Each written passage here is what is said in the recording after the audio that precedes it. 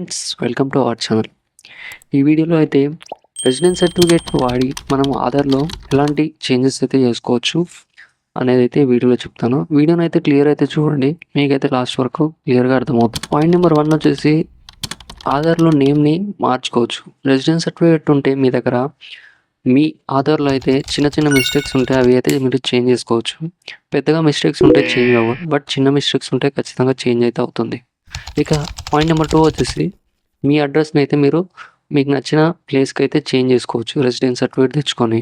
Residence సర్టిఫికేట్‌లో మీకు కావాల్సిన అడ్రస్‌ని మీ సేవలో మీరు అప్డేట్ చేసుకొని రెసిడెన్స్ సర్టిఫికేట్ తీసుకొస్తే మీరు ఆధార్‌లో అయితే మీకు కావాల్సిన అడ్రస్‌ని అయితే అప్డేట్ చేసుకోవచ్చు.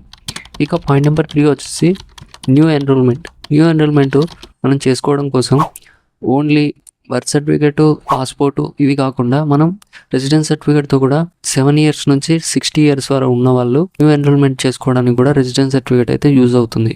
రెసిడెన్స్ సర్టిఫికేట్‌తో కూడా మనం కొత్తగా ఆధార్ అయితే అప్లై చేసుకోవచ్చు. ఈ 3 పాయింట్స్ అయితే రెసిడెన్స్ సర్టిఫికేట్ తోటి అయితే చేసుకోవచ్చు. రెసిడెన్స్ సర్టిఫికేట్ అప్లై చేసుకోవడం సింపుల్.